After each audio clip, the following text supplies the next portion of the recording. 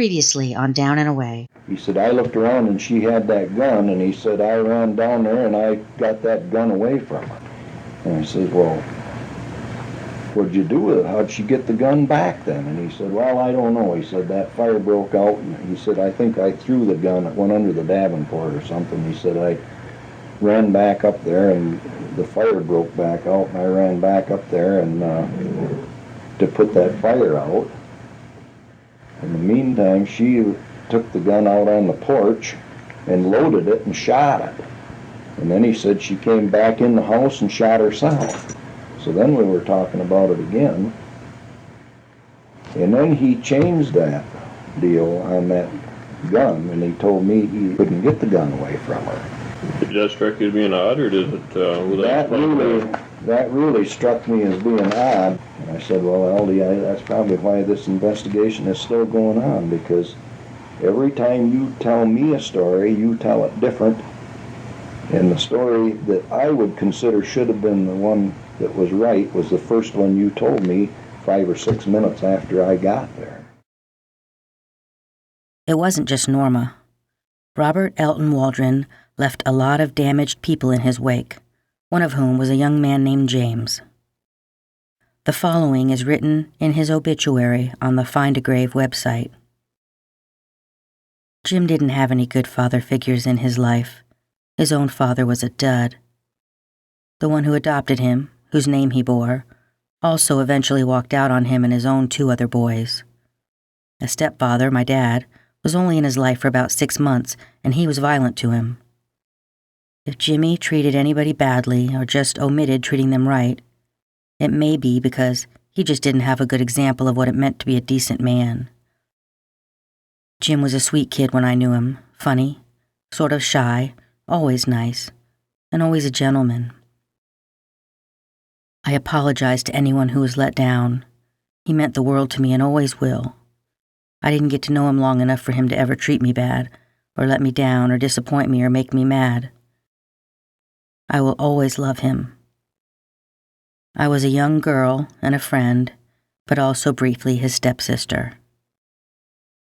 My sister, Terry, who is also Robert Waldron's biological daughter, had mentioned to me one day that maybe we should try to find Norma Waldron's daughter and just let her know that we were on her side and we were thinking about her and felt bad for her that she lost her mom.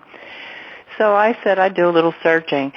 And I had to first figure out where the death occurred and what year, because I really couldn't remember, even though I knew about it.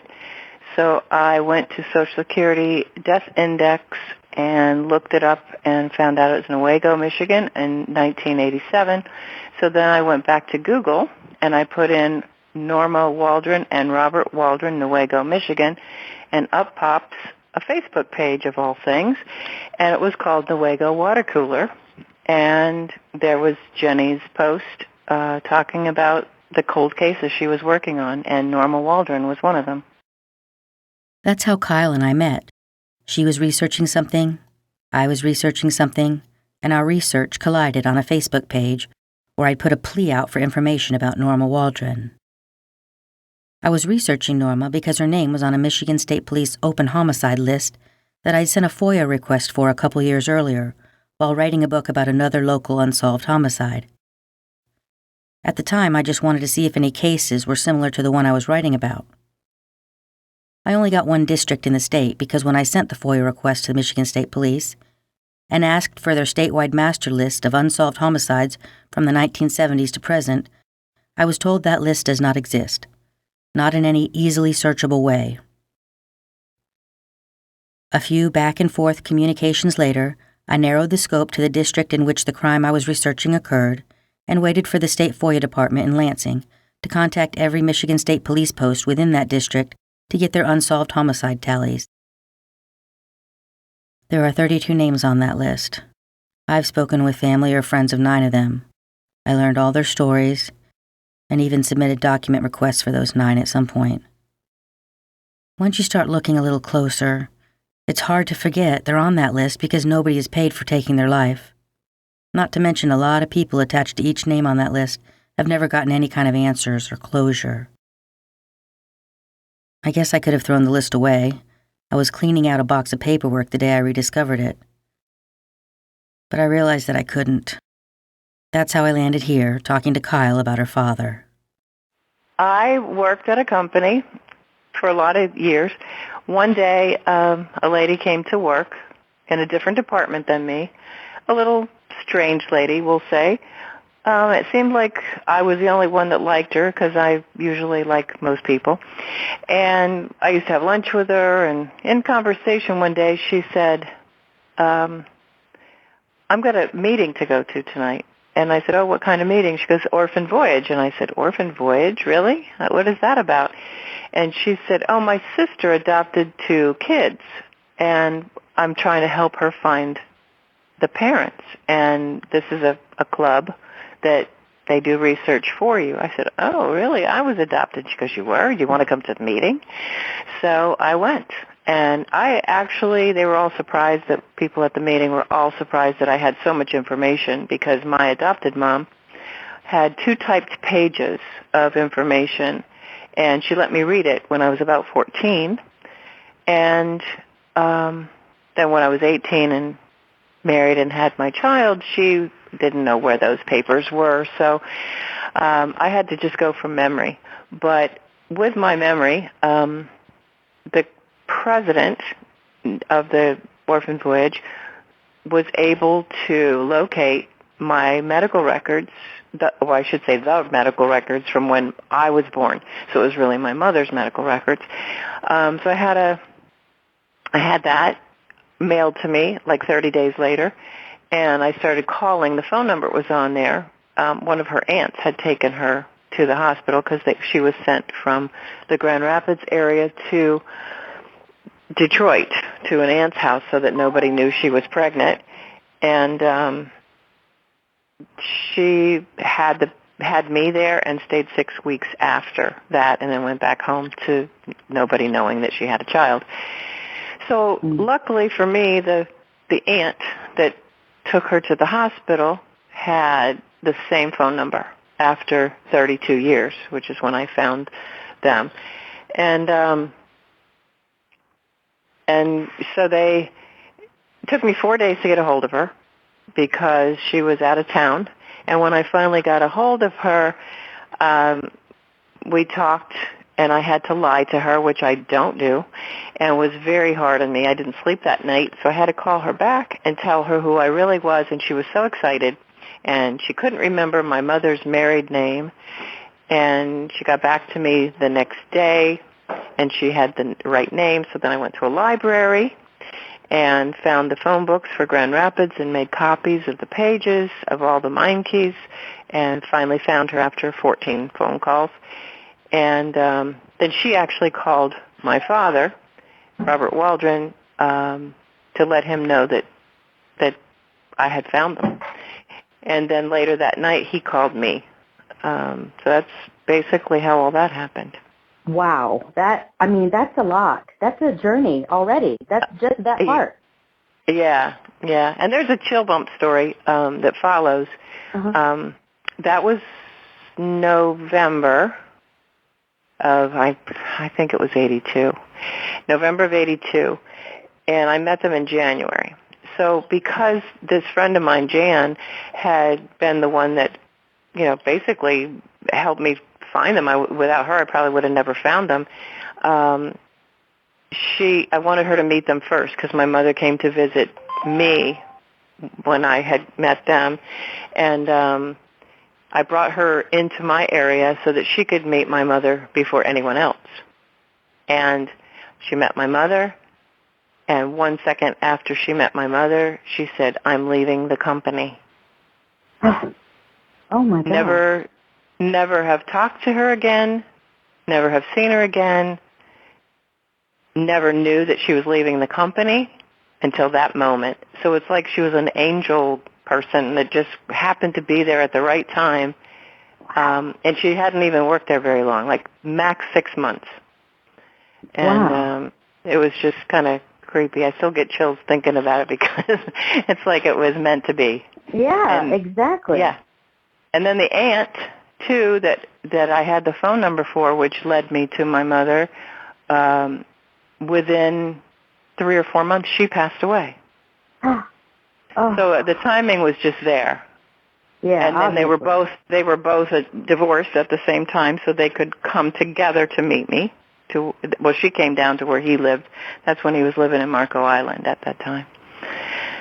So wow, that is unbelievable. I mean, and that's just like a little tiny portion of the story because it's gone further and further and further.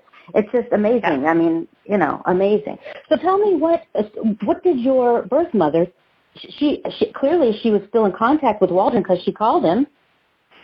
She told me she was actually talked to my grandmother, his mother, Alice Drillman Waldron, almost every day. Wow. For all those years. And I think she continued to speak to him after that as well. I'm not really sure. That's fascinating. To her, I should say. Yeah. That seems interesting to me that she would have kept in touch with her all that long. I wonder if they had what kind of relationship did they have? Do you know? She wasn't one to really go on and on about stuff. She would just, state the facts. And that's about it. Right. So I don't really know, no.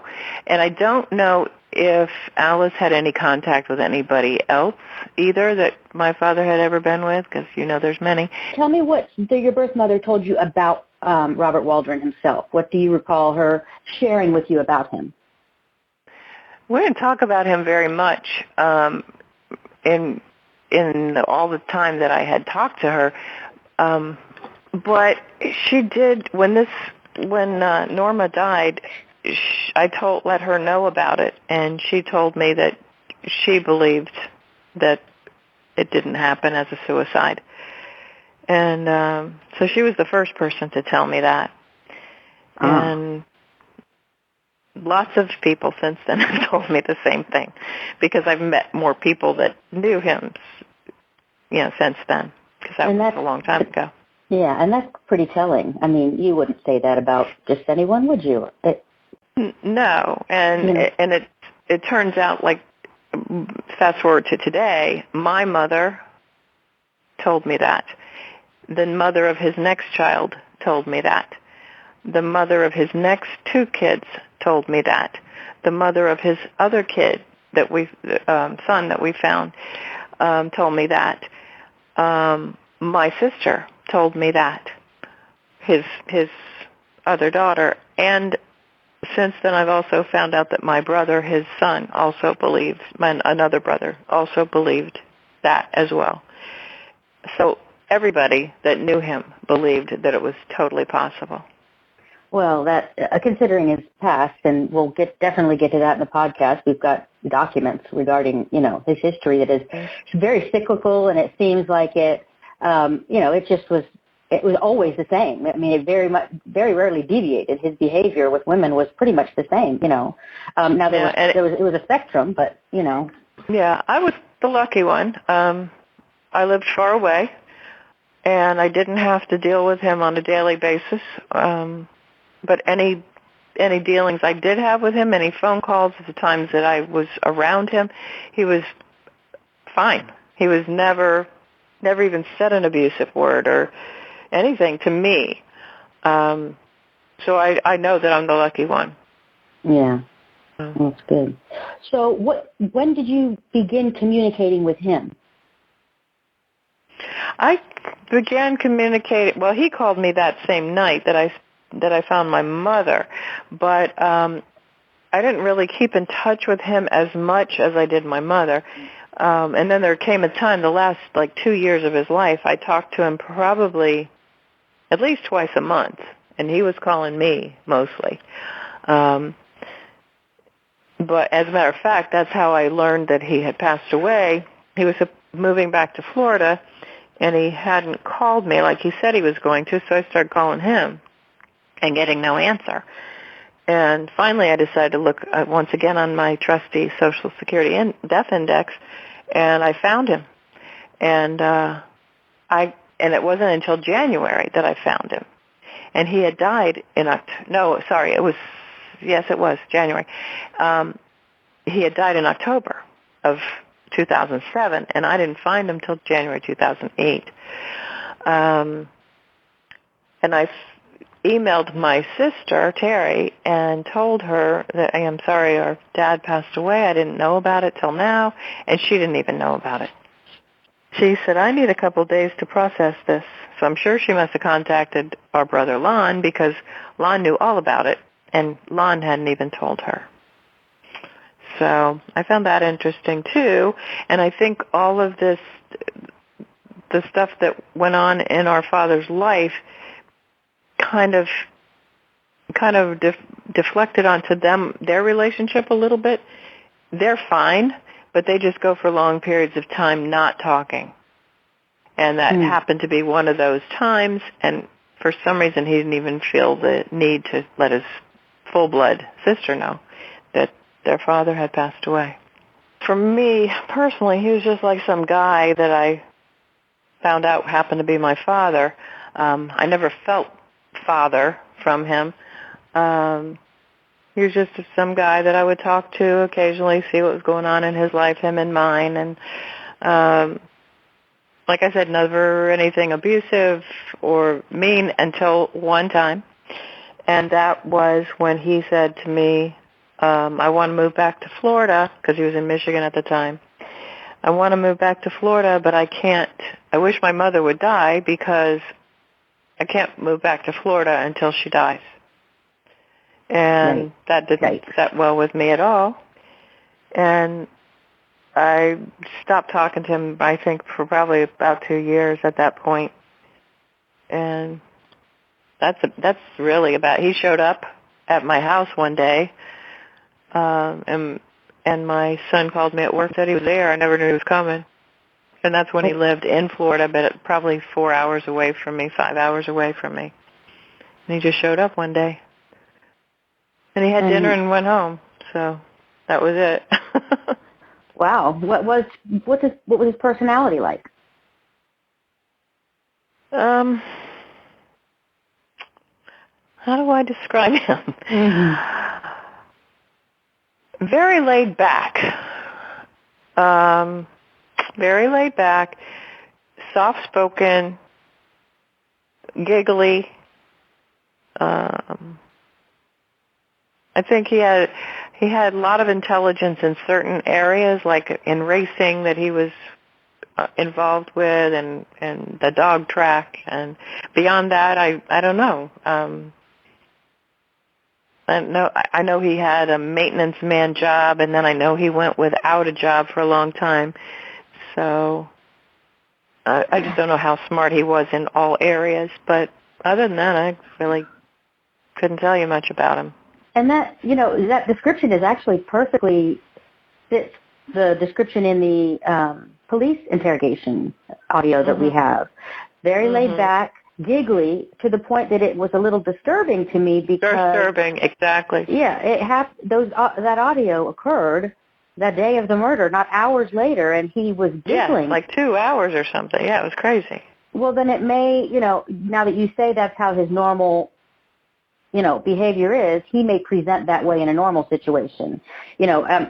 Although I still think it's inappropriate, I can now see that if that's his, it may be his way of diffusing discomfort. Did it seem like that to you, or did it seem like he was just that laid back? I mean, just... Yeah, the audio tape for myself and for others that have heard it are like, wow, his wife just committed suicide 2 hours before that? He sure didn't sound like it. I would be a nervous wreck, Yeah.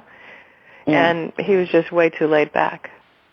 Yeah, that was one of the things that I thought, and maybe that'll play into the next question. I found myself thinking, what did he met and got involved with a lot of women. And oh, yeah. I find myself asking, what did they see in him? What attracted them to him in the first place before it went downhill, which it did for everyone, pretty much?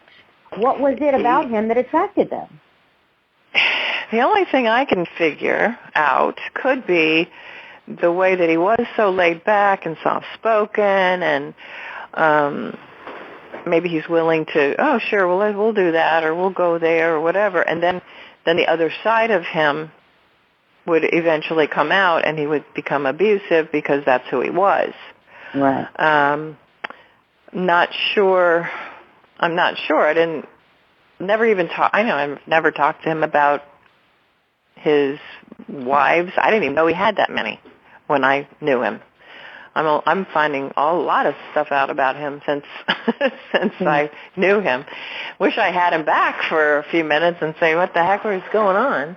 But yeah, I can't figure it out, because the first time I saw him in a picture before I'd met them, I said, "Oh my God, that's my dad."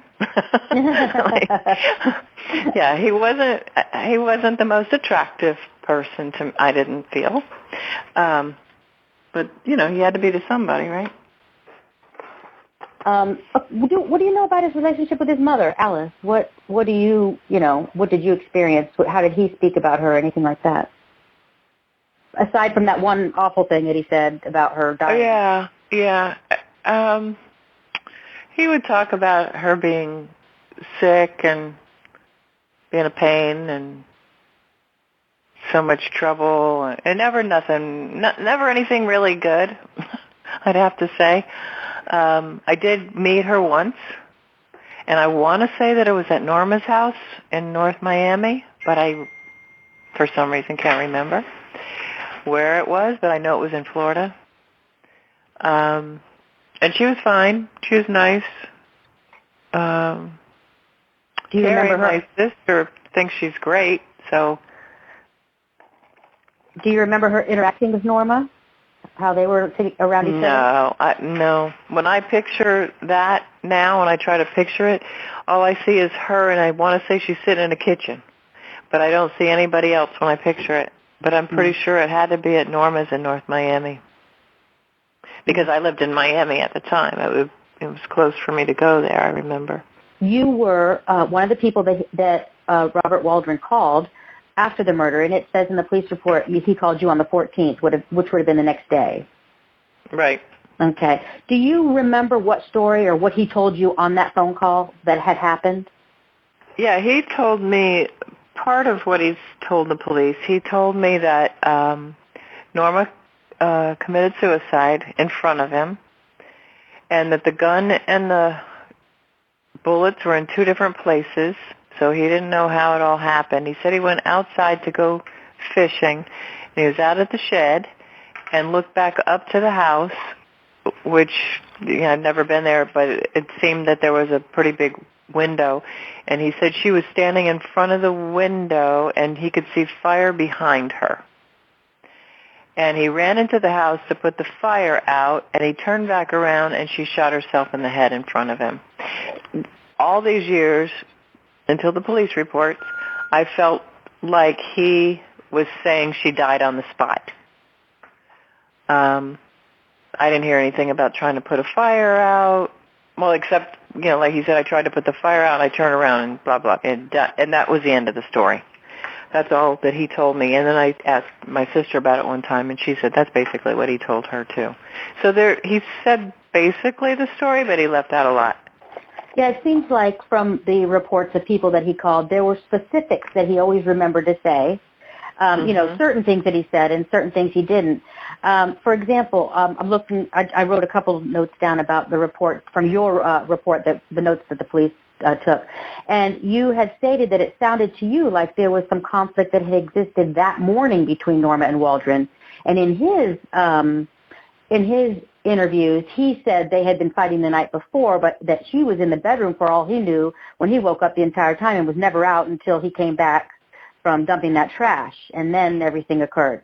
So what did do you remember what he said to you that gave you the impression that the conflict had occurred that morning rather than the night before, as he alleges? No, I don't know, because I don't even remember the police calling me. I had to do all that research to find out if it was me on the recording. Yeah. Let's clarify that for the listener, because that was entertaining a little bit. So go ahead. You tell them what happened. Okay, I have a really good memory, and even though it was 30 years ago, I've been sitting here after reading the police report thinking, I've got another sister out there to go find, because somebody that's saying that she was adopted gave an interview to the police. I never have spoken to the police in my life. So I went to the trouble of emailing and then calling a police department in Michigan, where all the reports were from, and I finally did get an answer, and it was me. I just didn't remember being questioned at all by the police. And never been questioned of police about anything since then.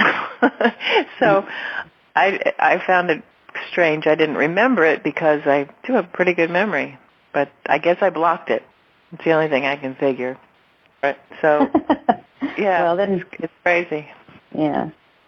Okay. So also from your interview, you had stated that Norma had located a gun and pointed it at him, and he knew it was not loaded. Do you remember what he said about that, or how he knew that it wasn't loaded?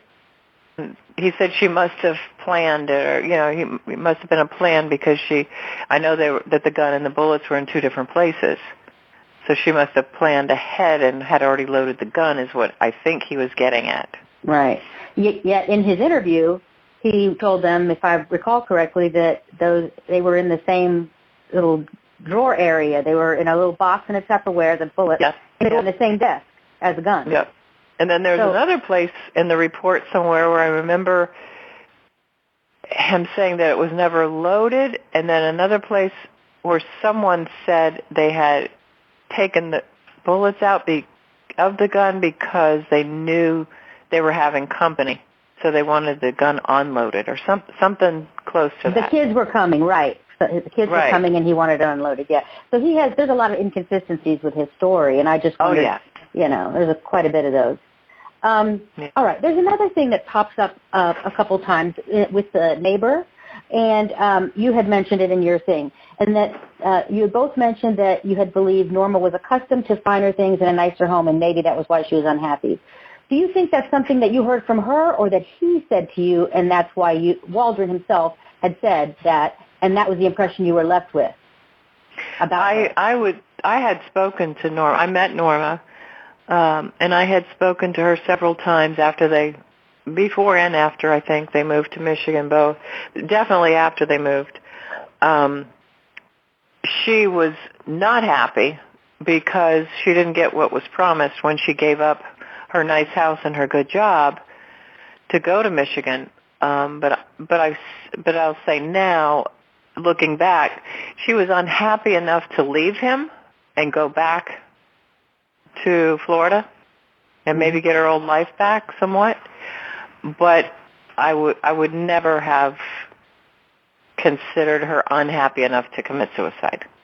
Yeah, and that what you just said is reflected in that one passage in the report where she had left, wasn't paying attention, and she got her car stuck near in a snowbank and dug it out herself because she wanted to get out of there. She didn't want to ask him for help because she was going to visit her brother at that time. That was one of the times she left. Yeah. So I agree. I mean, that's what a strong woman does. She gets in her car and says, freak it, I'm going, and she digs herself out of a snowbank and she goes. That's not someone who's, despondent to the point of so unhappy they're not going to take action. I agree with you on that. Right. That's, and that's why another thing that stuck out is the whole, when he told people different things about what she had said before she shot herself. I told you I wasn't going to live like this any longer, or something like that, and then she pointed the gun and shot herself in the head. That seems like something you'd say within the context of another argument or discussion. That doesn't feel like it's just something she pulled out of the blue. Right. That doesn't sound like, that's the only thing she said all day. I mean, that's or something he added, he added to the story. Right. Yeah, that's what it feels like. But he did tell you, because you repeated it in your story to the police, she pointed the gun at her head and shot herself. Mm-hmm. And when that is the point that the detective pressed him on the day of the polygraph was scheduled, after which he ended up fleeing the state. Because I think the detective made it perfectly clear that it's not plausible what you're saying, that she pointed the gun. You're saying you saw her shoot herself in the head and fall down into a seated position on a stool. Right. That's odd to me. All right. So let's see. When this occurred and when you'd speak to him about it, did he seem concerned about being arrested? No, not at all. I said, oh wow, what's going to happen now? And he said something like, oh, they'd question me. I said, they questioned you? And he goes, yeah, because I was the only one here, so that's the normal thing to do. And that was it. What was normal like? Describe her, your interactions with her, what did you perceive her type of person, in your phone calls and your personal interactions? I think she's really a nice person. I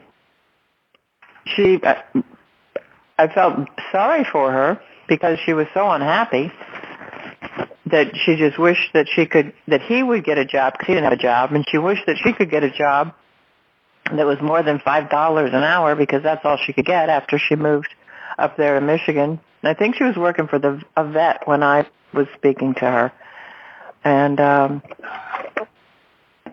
she's just a nice person. She was easy to talk to. How did they interact, the two of them? What do you recall from their personal interactions? Like, did they seem like a normal couple or anything stick out? I don't even remember them. I don't remember much at all because it was only maybe a couple hours or something at what I think was her house where I met my grandmother at the same time. So I think that's the only time I ever saw them together. So it seems like when you were around them, there was no weirdness between her or him or Alice. It was just nothing that stuck out at that time. Right. And that was early on in their relationship, too, I would say. So that could have been even before it went wrong, things went. It didn't seem like they knew each other from what one of the brothers said in the reports, and a couple of the witnesses, that they didn't even know each other that long before they got married. Exactly. Yeah, that's what I feel, too. What was it that he had promised when they moved to Michigan that would occur? I think it was more of just a more laid-back, more back-to-nature kind of a lifestyle and not the stress, hustle, and bustle of Miami. And, maybe she was looking for that a little bit. But I don't think he really explained to her, and maybe she didn't check out the job situation because, she couldn't get any job. Yeah. Or maybe he even told her, you don't have to have a job. And, who knows? I don't know about that. I would like to get information about Alice. Like, now that you told me that Alice had stayed in contact with your birth mother, that's fascinating to me because at first I was getting this impression that maybe she was the type of mother that didn't get along with anyone her son, was with. But that doesn't appear to be the case. So she clearly liked your birth mother. So, and the other thing is none of my siblings knew it. They never knew that she kept in touch, and they never knew that she was... Actually, when I met them, she had just finished making his van payment. She bought him a van and paid for it. I mean, she didn't buy it. He bought it, and she had to make the payments. Waldron? Mm-hmm. Oh, boy. That's an odd relationship. Yeah. But I guess, that's... I mean, I don't know. Yeah, that's strange to me, too. During the investigation, Michigan State Police had the Collier County, Florida Sheriff's Department interview people who had known Norma and Robert Waldron in Florida. Virginia Ginny Nagy was a woman who worked with Waldron for a company called Deltona Corporation, which did construction. She said Waldron was a laborer at that time.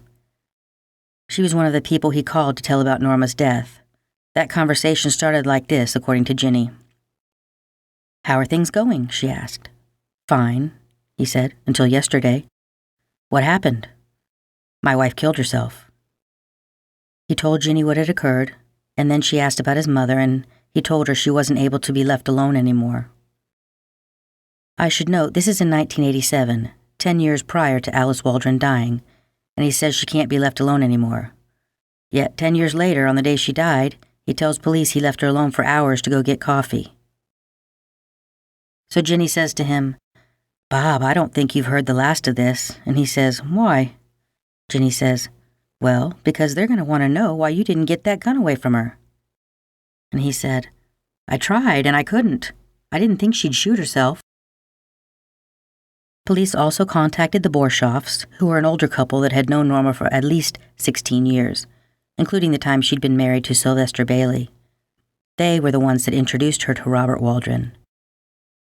At the time, he rented one side of a duplex from them.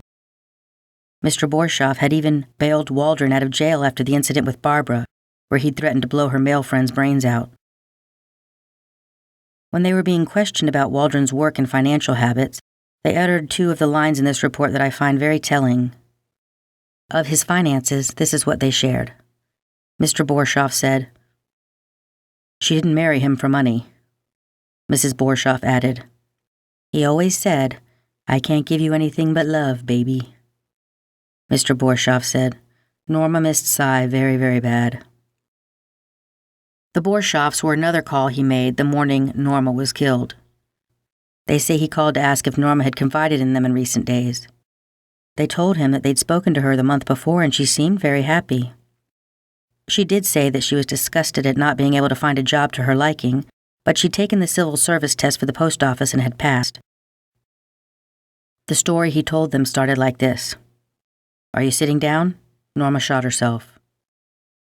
Waldron told them he was out fishing, and he came back to the house, and it was full of smoke, and she'd set a fire in the bedroom with some papers.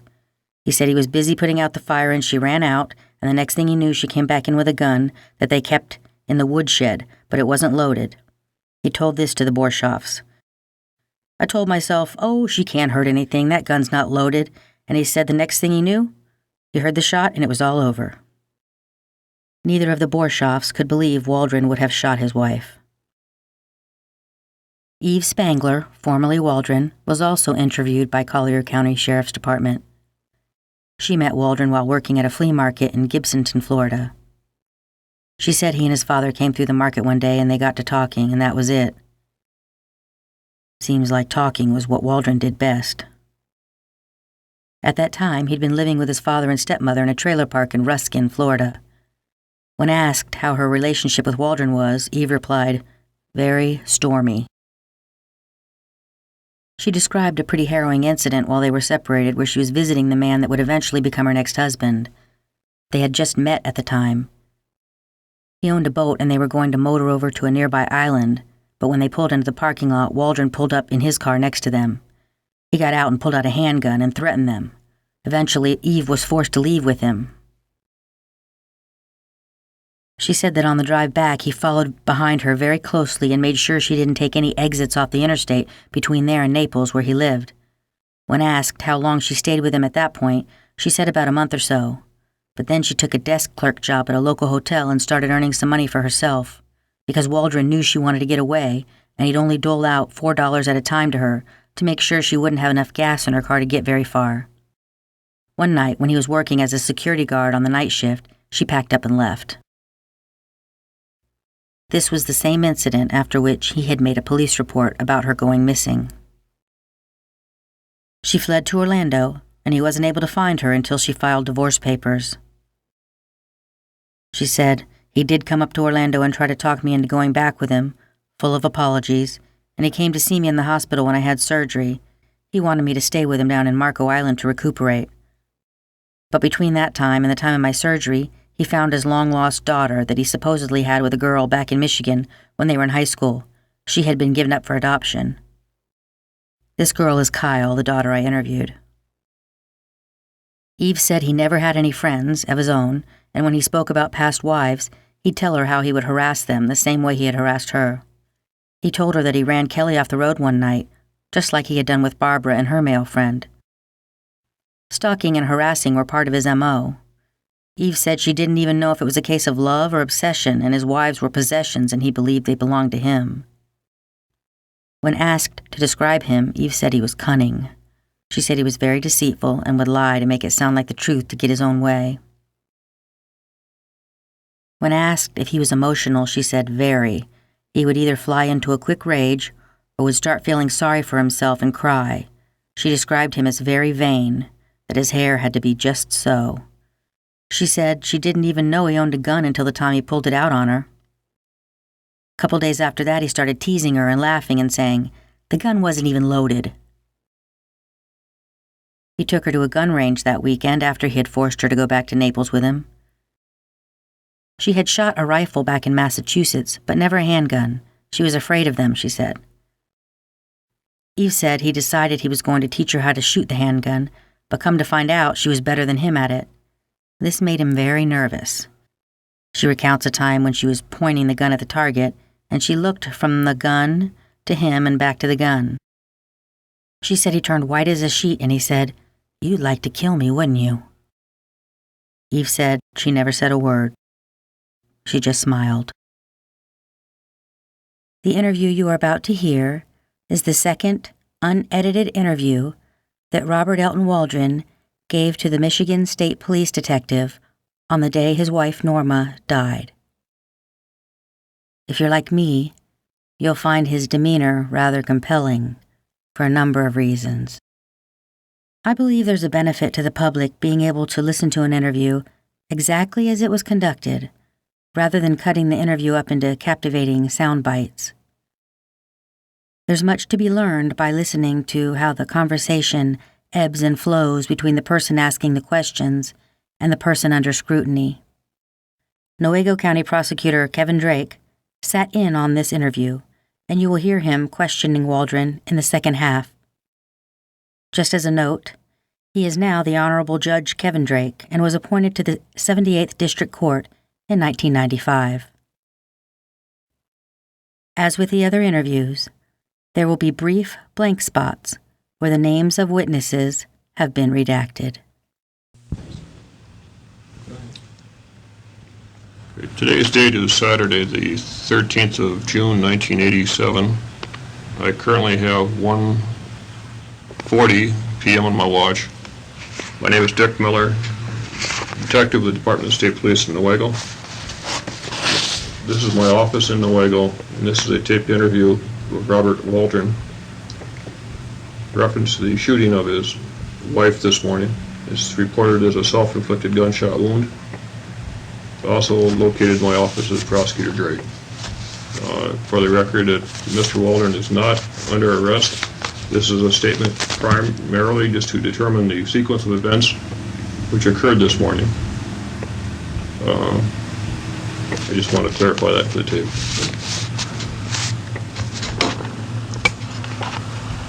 Okay, Bob, I'm going to take some written notes at the same time we're talking here. I'm going to ask you to go back and explain to me where you live and what kind of work you've been doing around the home you're living right now. Yeah, Okay. I live at 4649 Sylvan Lake Drive, Newaygo,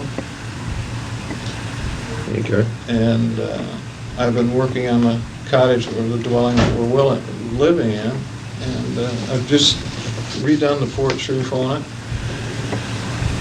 and just insulated and put new vinyl siding on, or used vinyl siding on it, and the work was done as of, well, not completed yet, but as of last night it was pretty much done. So last night you got a good share of it completed? Yeah. Anybody else been helping you work in the house? And this is a friend? Yeah, right. He lives across from me on the Okay. cove. How long have you been living full-time at this cottage? Well, since last October, October of '86. Okay, but you've owned this cottage for some time? I bought the cottage originally in '85, and bought a farm in '87, and that or '67, and at that time I turned it to my mother, let her have it. My The mother and cottage, you mean? stepfather. Yeah, right. Okay. And with a stipulation, if anything happened to them, you know, or anything, or if they didn't sell it, that I would get it back. Well, he died. My stepfather died a couple of years ago. Okay. Fay Cameron was his name. And so we got the cottage back. So the only people living at the cottage is yourself and your wife? Yeah, and my mother comes up for a week or so, and then we take her back. Probably about every 3 weeks she comes up for a week. Okay. How many bedrooms do you have in the place? There's one. So you got a rollaway bed somewhere? Yeah, right. Okay. Were you home last night? Yes, sir, I was. Okay. You mentioned earlier that you were cleaning up around the cottage Yeah, last right. night. Well, after the construction and everything, I wanted to get for the weekend because we were pretty proud of it. we didn't want all the vinyl and cuttings and stuff laying around there, so Okay. we did a lot of cleaning up. The fact is, my wife, Norma, was washing the side down that we had just completed. Did you sort of, I cut the lawn and raked around there a little bit, yeah. okay. Did you also do any burning last night? Yeah. What The were you first time burning? on a burning barrel, I burnt the vinyl siding that was on the cut-off pieces and some of the wood that was on the building. Okay. Does that vinyl burn pretty hot? Sure does. How hard is it to get started? Well, I'll tell you what, I poured gas on it last night. I almost blew the whole damn place out because I lit it, put a newspaper in there, and I had some wood in there, but it was damp. Mhm. See, it was damp from yesterday. And it didn't want to go, so I went down to the little shed and got about that much gas in the bottom of a little quart can, coffee can, came up and I poured it down in there. And it still didn't go, so I threw a match into it, and one fell woof, like that. Oh, so you And I- really had yeah. quite a pull then. Yeah, Norma come running out of the house, the cottage at the time. She says, "What in the hell is that?" And I said, she says, "You should know better than that." So you gotta be careful with gasoline. Yeah, you gotta be careful with gasoline because it's, you Yeah, well, know, the barrel was vaporized all like open. that, you know. Yeah, the barrel was all open. I figured it would just go like a cannon. But anyway, that's where that happened. So outside of working around the cottage last night, did you folks go anywhere? Did you go socialize anywhere? No, Okay. you know, Are you a drinker? no, How about Norma? no. Neither one of us. Neither you drink We any? got, we got all kinds of beer and stuff in there, and we just feed Aid. He likes to have a beer once in a while. So what you got there is for friends and family that might come up and want to drink? If I think we might have had 2 beers in a year. Was about Okay. it. Uh, Neither one of Are us either you smoked. or your wife Neither under of us medication smoked. at all? No. No medication? She had some kind of medication. I don't know what it was for, but I think it's, just regular female stuff. Okay. What time did you wake up this morning? Well, she woke me up, it was about 5:30 or something like that, I guess. I'm not Your sure. wife woke you up? Yeah, she was saying something to me. What was she saying? "You gotta take me to the hospital." What was wrong? I said, "What?" And she said,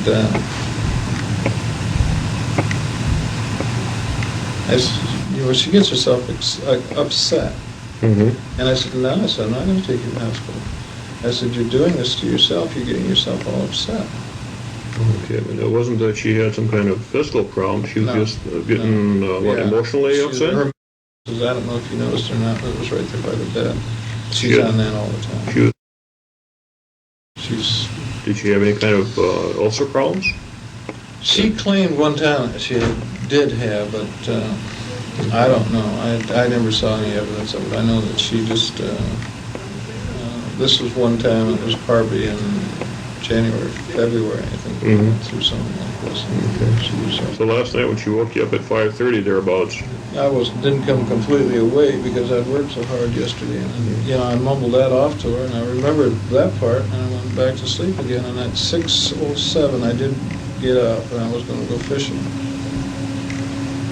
okay, do you recall what time you got to bed last night? I was up from about 11 o'clock. Okay.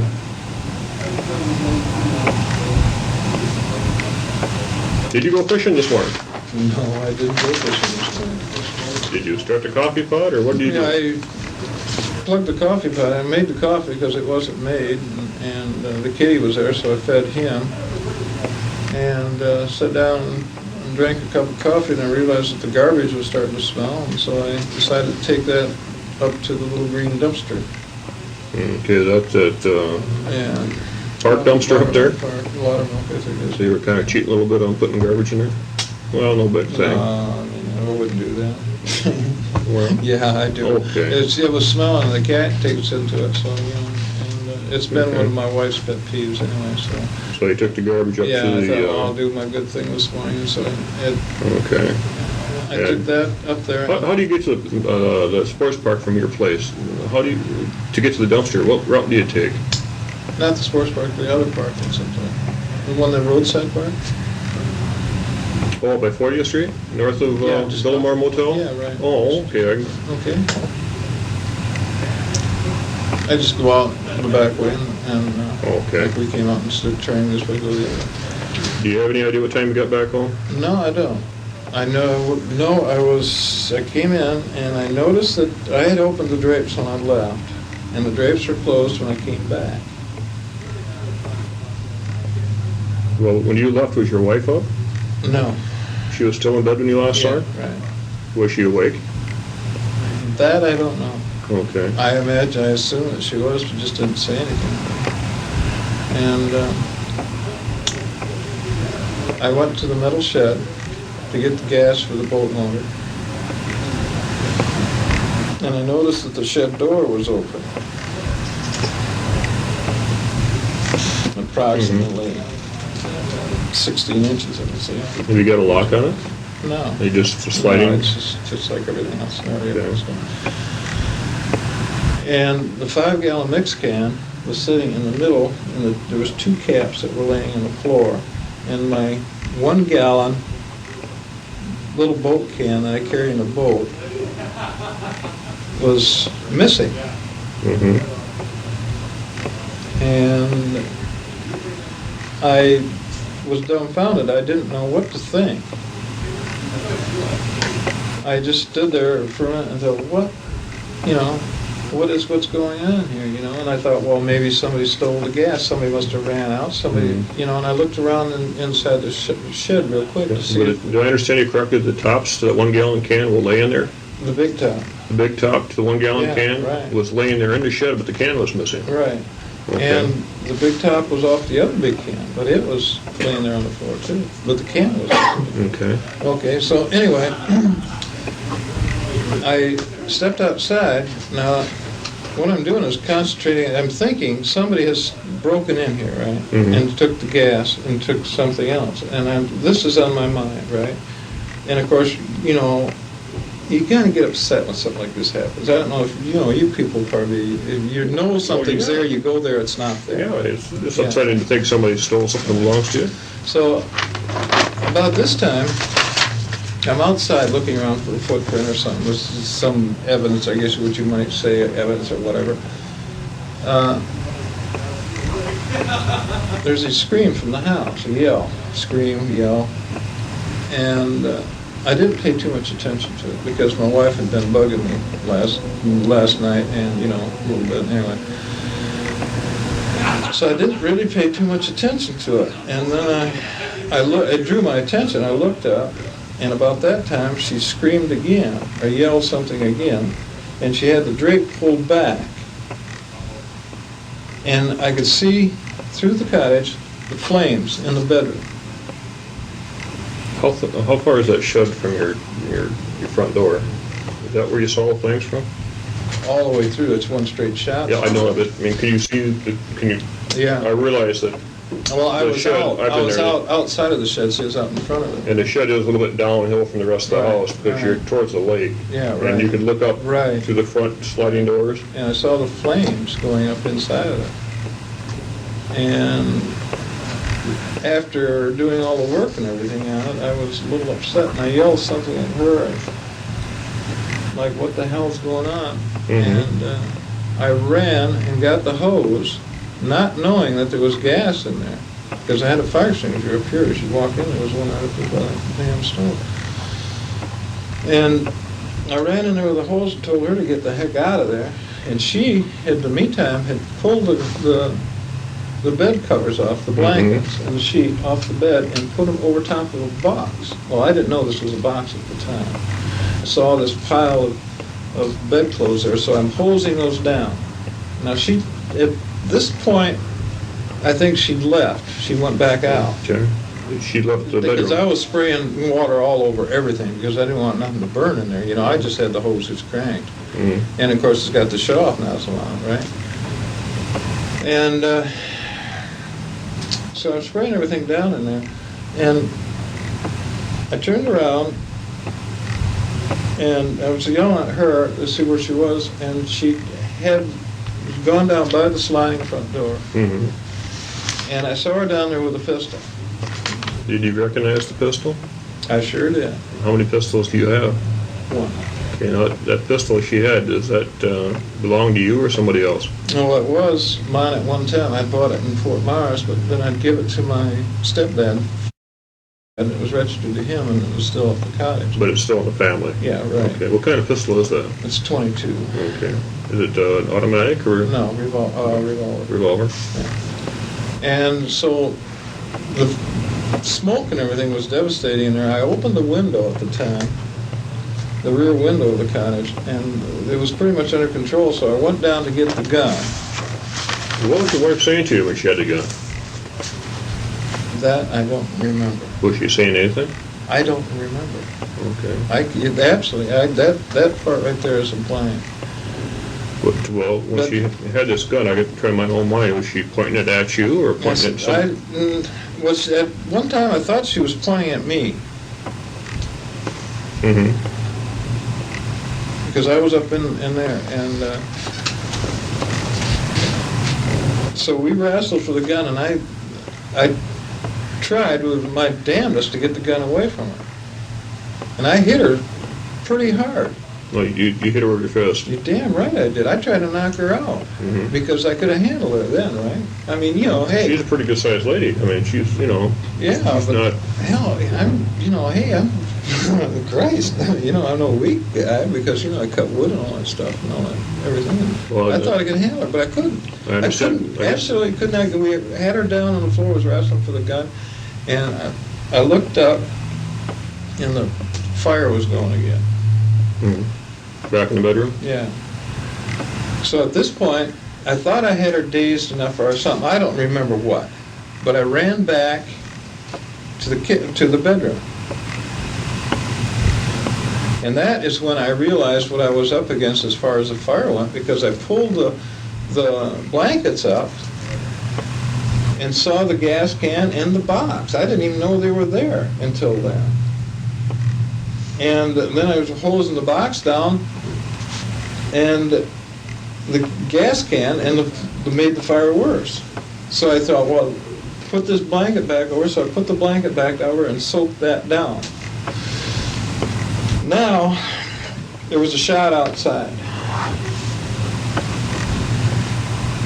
I turned around and saw her coming through the door. She walked in, she says, I can't live, I told you I couldn't live like this, and bang, there was another shot. Okay, now I'm still working on the fire, and so I turned around and went back down there, and the gun was laying there. I grabbed the gun, and I saw that that the blood was running out, and, I don't know, that she actually shot herself. And so at this time, I called help. And this is your neighbor that helped you work in a house. Right. He's like a brother to me. Mm-hmm. Because I had a fire going, and I had a wife that had just shot herself. So I told him to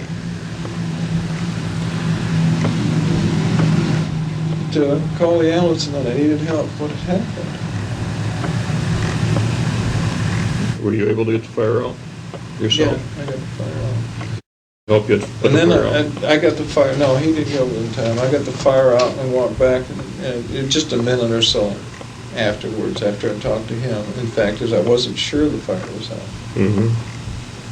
And so I walked back and I called the 911 number myself. So you also called I in? also called it in.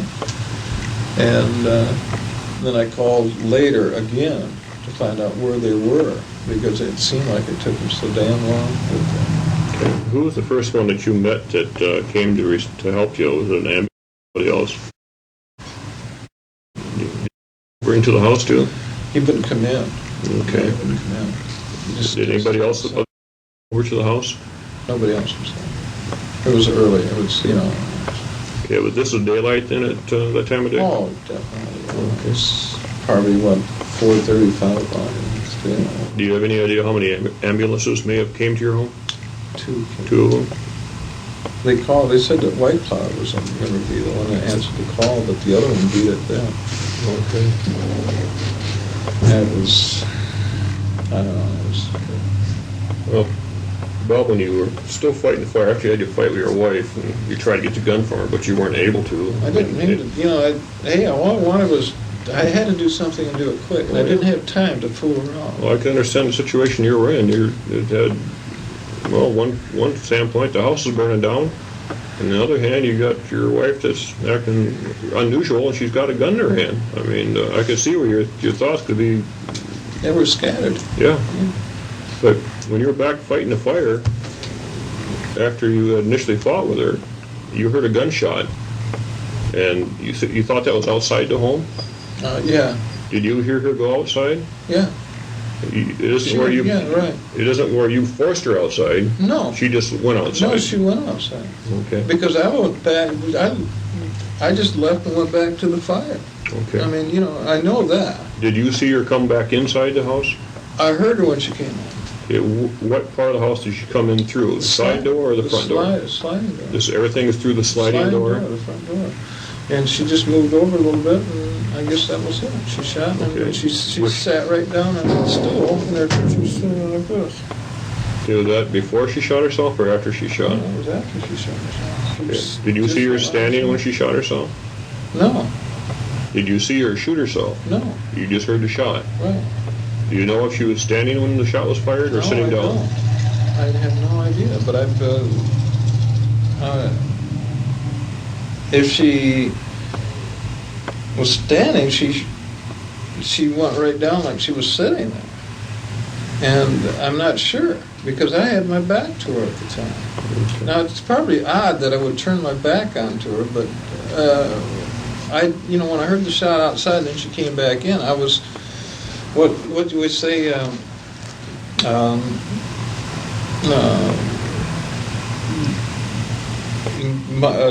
my mind just slipped away from it for a minute, that she would actually, she shot once outside. Now, a person committing suicide don't check the gun, do they?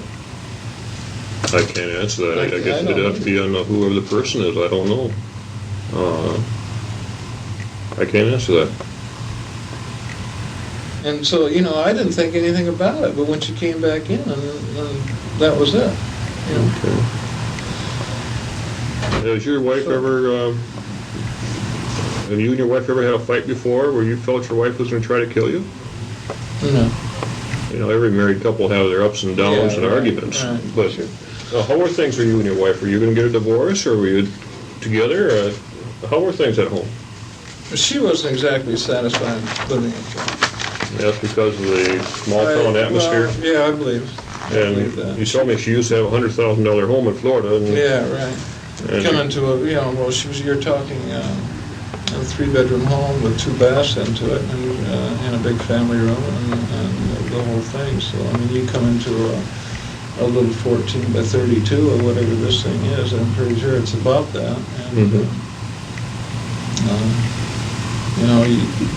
the space is occupied. It's, because wherever you go, the space is occupied. And of course, my mother up there.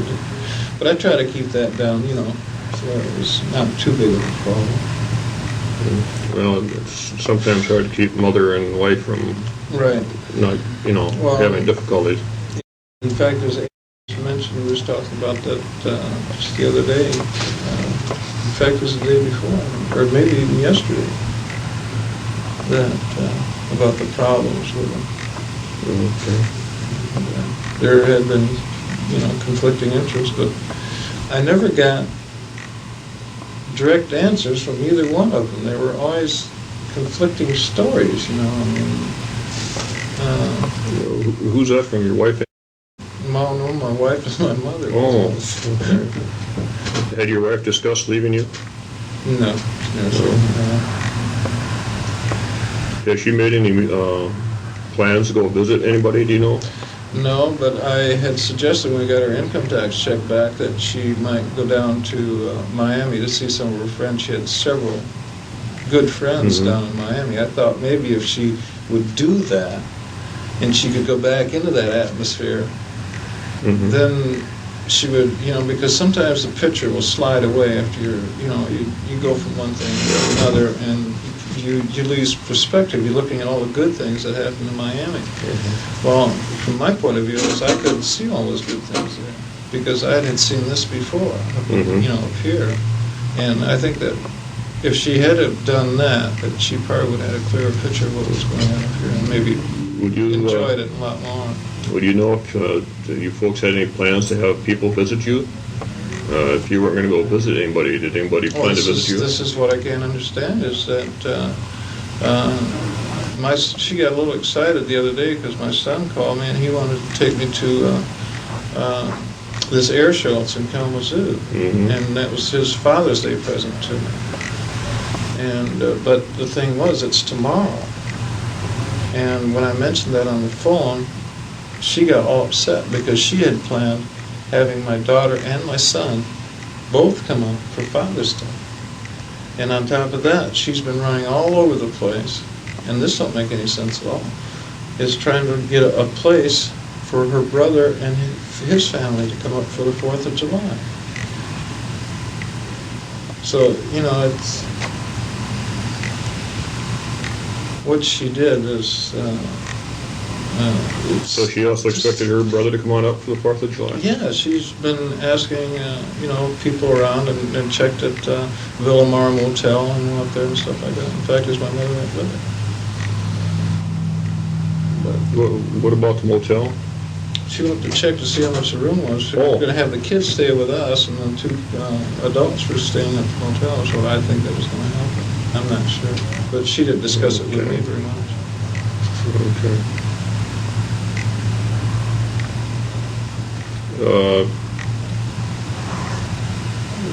I talked to you a little bit earlier at your cottage here. We were talking about the gun, and you told me you didn't actually see her load the gun. No, I didn't. But obviously the gun got loaded. Do you keep that pistol loaded at the house? No. Where do you keep that pistol? It's in the lower drawer on the desk where this TV stand is, or the TV we're using for it. It's a desk, actually. It's used for a TV stand and a stereo stand. I converted it over. Is this the dresser that's right next to the front Right. sliding glass door entrance? Right. And this little stool, you said your wife was sitting on after she got shot. By the stationary That's- glass on the slide. That'd be right next to Yeah, the right desk then? next to it, And you didn't keep that pistol loaded? yeah. No. Do you know how many shells were in that gun? I do now because... Okay, that's the question I know. How many shells do you know were in the gun?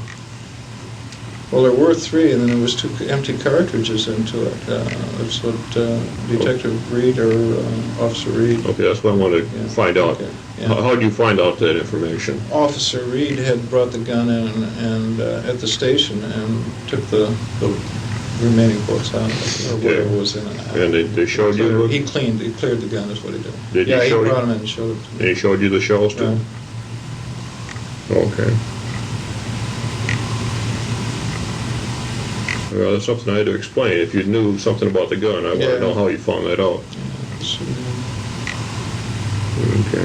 because, you know, when I grabbed it, I thought, at the time, when, you know, after it was laying there on the floor by her, and what I guess was my intention at that time is that, did she fake this, or she just wound herself, is she gonna go for it again, or what? And when I grabbed it, I guess I looked at her at the same time, and I just dropped it back down again.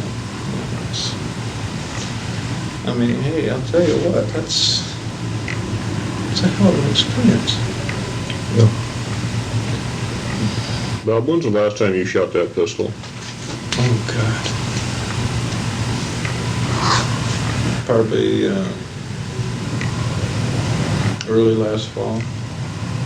It's been quite a while. Have you shot any other guns since then? No. No.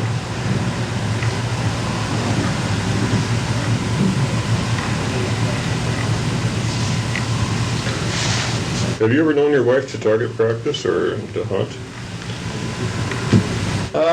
She used to talk about it when she was a kid back in Oklahoma and up in Arizona, I guess, that they used to go up into the woods and shoot. Have you yourself ever taken her out and gone hunting or target practicing? No. Okay. Have you ever seen your wife handle that pistol? Did she know? No, I knew she knew about guns, though. How was that? She had said that she did. She had told me this prior to. I don't know if her late husband or her husband in Arizona was Phoenix was the one that showed her what. I don't have no idea. Okay. Or maybe her daddy or her uncle or somebody or something. She herself wasn't an outdoors type hunter or target practice? She's not Terry's type of woman. Kind of, yeah, because she liked to fish and stuff like that. At least Okay. She was a gutsy one, I'll tell you. She even jumped on that snowmobile. We had a snowmobile up there, and she rode that. Never had seen one before in her life. Didn't even know what they were, and jumped right on it. And that was a whole machine. Okay. She'd go out there and stand all day on that ice and fish, too. But I was really quite proud of her for some of the feats that she had accomplished while she was being out there. Bob, am I correct in assuming that you got a good share of your life savings into that cottage? I don't have a damn dime. I am completely broke. Well, what I'm saying is, what you got is that cottage. I mean, that is what you have. Well, I don't even have that because it's still in my mother's name. Okay. How are you getting by then if you don't? How do you buy groceries? Well, like I said, I did odd jobs around up there. Like we got $200 for. I made $200 for tearing the roof off, and we sold some wood and got wood and stuff like this. So we kind of worked back and forth. And I did work at Gerber for a little bit, and she was working at Fremont. Okay. So you're between your odd jobs and your wife's part-time job. Yeah. You had enough to keep going. Yeah, right. It was. Are you we didn't live. We didn't go out. I mean, we didn't go out and eat, or a big deal like this. But nothing like we used to down in Miami. Okay. But then, it's when you live in a place like this, I don't feel that you really have to. You catch fish out of the lake, and we have freezers full of fish, and we have venison. And bought a half a beef last year, so I mean, hey, it's just a conservative way of living, and it's not all that bad. Well, if you don't have a lot of outside frivolous expenses, you don't need that much. That's You get your place paid for. Yeah. It doesn't take long. You yourself aren't on any kind of pensions or disability programs? No, I've got to go to work, but it's like my wife and I had discussed that, several times over, that now is the time that we've got the opportunity, we got a few extra bucks, go ahead and do the work on the cottage and get it ready. He says, hey, it's an opportunity time to do it. Bob, did you love your wife? Sure. You loved your wife? Okay. Bob, did you shoot your wife? No. You didn't shoot your wife? No, I didn't shoot my wife. Your wife shot herself? Yes, she did. Okay. Bob, there's some things about your wife's injury that make us wonder. Yes. And like you said earlier, I was not aware that you had a fist fight with your wife. That's right. And that you knocked her down. These are some things I didn't know, and that's why I wanted to find out the circumstances of what happened this morning. Because I have seen your wife at the hospital, and there were some things that very much make me wonder what took place. I can assure you, I'll believe that because I know I gave her a couple of good shots, man. I couldn't get that damn gun away from her. I could have saved her if I could have knocked her out. I couldn't get it away from her.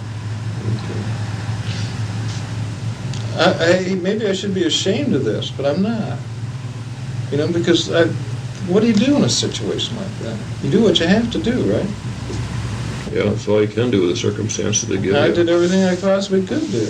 It didn't come out right, that's all. Bob, here we have a situation where a woman is shot. She suffers some marks which indicate that there was some kind of a fight, and you've explained that to me how that happened now. Now I can understand maybe the sequence of that. I wouldn't be surprised if her nose wasn't broke. Okay, so you felt you belled her pretty good then? I don't know. Well, you tried anyways. Yeah, right. Okay. I tried to get the gun. Because you were trying to get the gun from her. Yeah, right. At the same time, your cottage was burning down, and that's the place you've got in life to live and everything else. Would you have knowledge of anybody in the neighborhood outside of who would have been close enough to your home this morning to hear you and your wife talking, or to have seen anything of this going on? Just the one guy that came over, and I don't know what his name is. He lives out on the fishing dock, but he did come over, and Officer Reed did talk to him. I think Officer Reed has his name. Yeah, right. Is there anybody else you're aware of? No, because the cottage, the second cottage down the Big Brown is empty. That's for sale. The one alongside of us, the people aren't there. The one over here is not up, and there was nobody at. I don't believe he was up. He's the next one over. I don't believe he was up, and then the Cove, and I don't believe that there was too many of those people on. And of course, at that time in the morning, who's going to go? I mean, this probably wouldn't have happened if I wouldn't go fishing.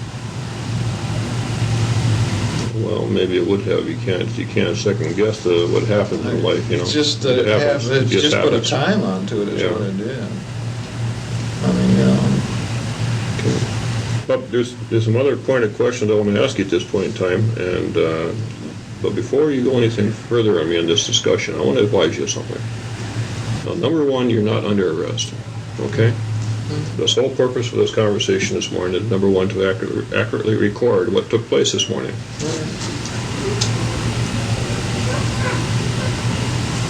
I've asked you some very pointed questions. Number one, did you shoot your wife? And you say you did not. Okay. Had you shot your wife, and it was this type of fight you're talking about, I could understand different scenarios, what might have happened. You were fighting over a gun. The house was burning down. I could understand different things that could have occurred. I think anybody could understand that, but I wasn't there. I know. I can understand. I can understand asking. You were there, and you were the person who knows these things. I want to ask you some additional questions, but it's entirely up to you whether you want to talk to me about it. I'm going to explain to you. Bob, was called a Miranda warning. Have you ever heard of that? Right. In fact, as I was read that this morning, it's on the other tape. And that was Trooper Reed? And he read this to you? Yes, he did. Okay. I'm going to read this again to you. If you have any questions, I want you to be sure to ask them, and I'll do my best to answer them for you. Number one, Robert, you have the right to remain silent. Anything you say can and will be used against you in a court of law. Now, you have the right to talk to a lawyer and have him present with you before or during any questioning. If you want a lawyer but cannot afford one, one will be appointed to represent you at public expense. Now, if you waive your right to remain silent and later wish to stop answering questions, the questions will stop. Now, if you waive your right to have a lawyer present and later change your mind, the questioning will stop until you've talked to a lawyer. Bob, you understand those rights I've explained to you? Are you willing to give up those rights and answer my questions at this time? Sure will. Okay. Mr. Foster, anything you want to add? A couple of things that that you touched over that maybe we ought to go over a little bit more. One, what time did you and your wife go to sleep last night? It was around 11 o'clock. Okay. And you said that she woke you up this morning, is that right? Yeah. Okay, and she was saying, take me to the hospital or doctor? You're going to have to take me to the hospital. Okay, and was she already up at that time? No. Okay, she was just Not laying. that I know of. She was laying in bed saying that. Right. Okay, then what happened? Well, that wasn't quite awake then. Okay. And, it's. I told her that what she was doing to herself, she was doing it. She was doing that to herself, and that I wouldn't. All right, and then. And because we'd gone through this once before, was with she'd got her stomach so upset from nerves. Okay. That she'd made herself sick. All right. And she was going through the same thing. Okay. Then what happened? I mean, you obviously got up. Why did you get up?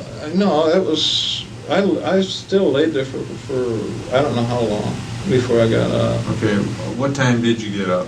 It was 6:07. Okay, was she up? No, Okay, how did you know it was 6:07?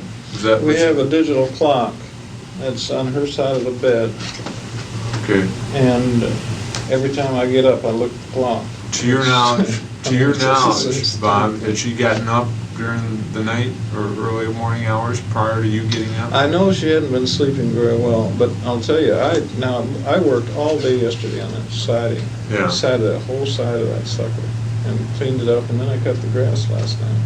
And, you know, after cleaning it up and taking care of all the other stuff that's outside, I make it look decent for the weekend because, you know, pretty proud of that little place.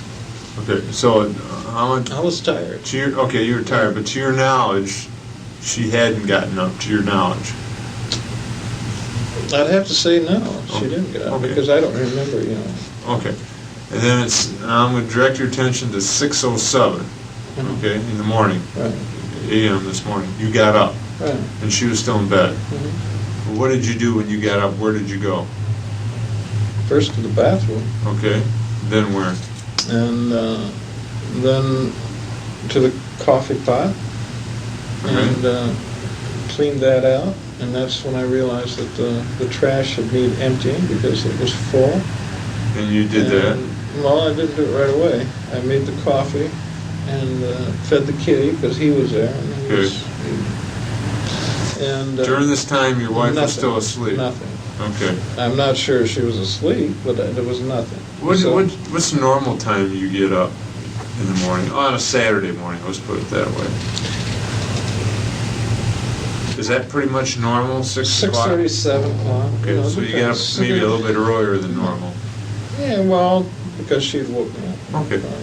So you did some of those things, and did you take the trash to the dumpster?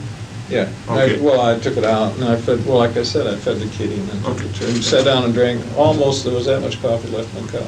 Okay, and then you took the... I had the drapes, so he said, pull the drapes open, and this is when you sit there and have coffee in that Okay. big brown chair, and it's... The wife was still asleep during this time, I didn't hear to your her. knowledge. Yeah, right. I mean, she was wasn't in up. the bedroom, she was still in bed as far as Okay, I know. okay. And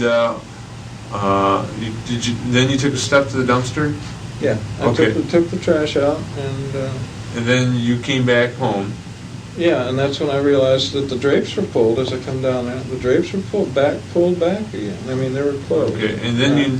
And then the door was open when I went to get the, because I was gonna go right straight Okay, fishing. the door wasn't open when you left, is that correct? Not in the shed, no. Okay, No. and then that's when you noticed a gas can cap or something on? Well, when I went in to get the gas can, the can that I wanted was gone. Okay, Because that was the one that I always I keep the little can to put the gas into the boat motor and carry it with me, see. okay, how many cans do you have for gas in your shed? Oh, More than one?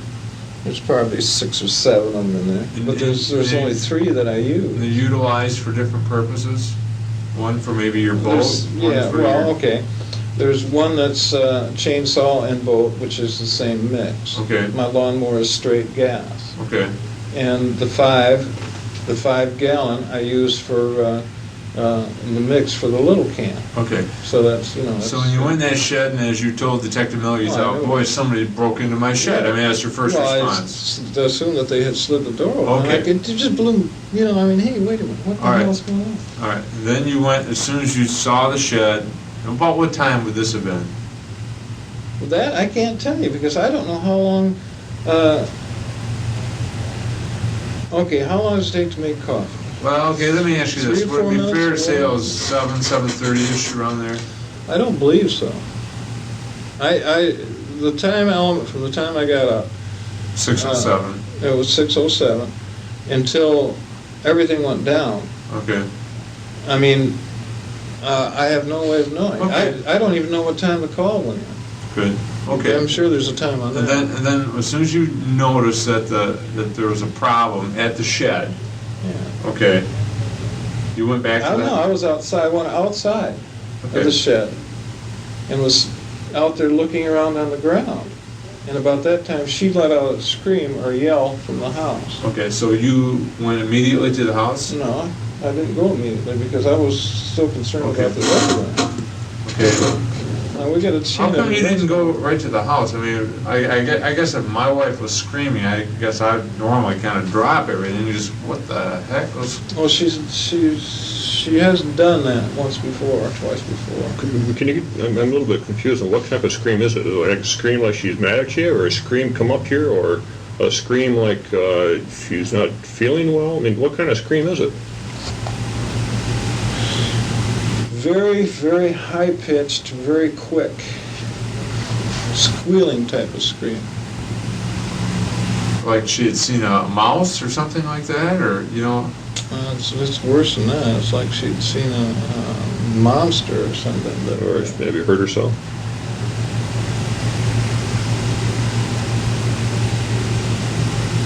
Possibly, but she's only done this one other time, and that's when she was, we had a little argument. before. Emotionally upset. Yeah, she gets emotionally upset, and then she goes into this. Does your wife sleep in bedclothes? Does she have nightgowns she She's a wears? night, yeah. Okay. When you saw her near the fire, did she have her bedclothes on or some other type of clothes?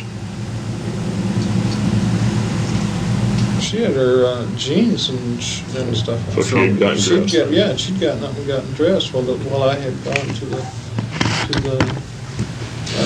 dumpster. Okay, so eventually you, when you heard her scream, you finished what you were doing down by the shed, right? No. I guess maybe That's I missed wrong. You missed the part. Okay. I didn't. See, I'm working on a theory that somebody took the gas, right? Okay. Okay, and I'm looking for whatever it is. And this is right? down by the shed? Right. Right, okay. And you heard the Okay. scream? So, almost within seconds, there's a second scream, and she pulls the drape back, and she's screaming again. At that point, you could see her? No, at that point, I saw her, and I saw the flames. Okay. And the flames were coming from within the house, in the back part of the house, right? Because you can see right straight through that little circle. Okay. And at that point, did you connect the scream with the fire? Yeah, I connected, I don't know what I connected with, because when I ran in there, I didn't know what the hell was going on, and I hate to, I couldn't get my mind to think that she would take the gas can into the house Okay. and pour it on. So that didn't even cross your No. mind at that point? No, it's just, Well, let me part this in there. I'm going to turn this tape over. I currently have 25 minutes after 2.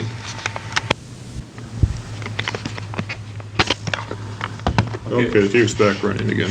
As soon as the drapes opened, you saw her, she Saw screamed the again, saw the flames. and this part gets a little funny too, because I started running, and Where were Yeah. you running? From the shed to the house? yeah, Okay. straight up, and I knew the hose was there, because I had put this all together, so I knew where everything was, right? And I grabbed the hose and strung it out and went right straight in, and I'm yelling at her. And probably a little profanity, because, hey, I got an awful lot of work in that damn cottage. I don't care what anybody says. Yeah, but at that point, you didn't know that she had Set the gas, damn fire. or at least alleged that she There's said. nothing in there. It's sat there for, since, I don't know, back in the 40s, and it's never burnt before. I guess what I'm saying is, Why would it go more? why would you suspect her that she said it? I didn't know at the time.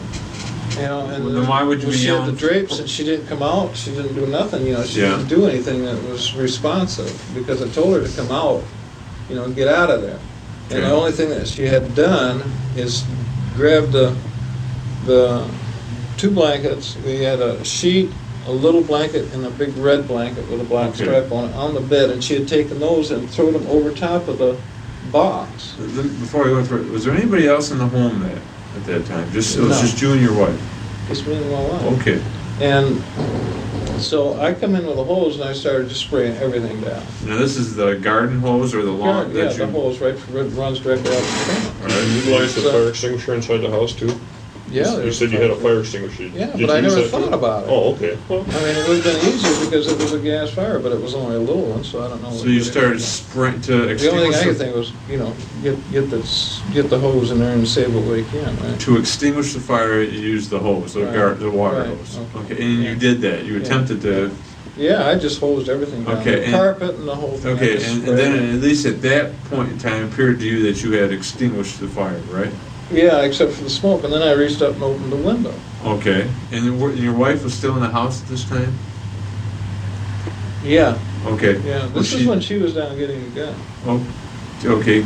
And Why- at that time, I think I asked her where the kitty was, Okay. and she said he's in the car. Okay, now you're hosing down the fire, and did you notice she was going towards the guns, or did that cross your mind what she was doing? I had no idea she was going for a gun. Okay, now you indicated to the officer that the gun was kept in a drawer, or Let's draw. in a drawer, but you had your other weapons behind the door? No, they're over behind the chair in the corner. Okay, so you have It's not some, that much of a... you have some long guns, right? Yeah. Okay. There's a couple of rifles and shotguns. Okay, and you indicated, at least to your knowledge, that the pistol was not loaded, It was not loaded. Was That not. was the truth. It was Okay. not loaded. but you did keep ammunition for the pistol in the home. Is that true? Right next to it. Right next to it, It in the was in drawer? a Tupperware container, like thing, and it was probably 4 or Okay. 5 boxes of 22s. in it. Now, where was that located? Right next to Well, I the know. same drawer, but on a desk drawer. Is this in a desk? Yeah. Okay. It's right down. Now, let me ask you this. Bottom deep drawer. Had you ever seen her hold that gun before? No, Had you ever, okay, so you'd never, obviously never seen her shoot the gun before. no.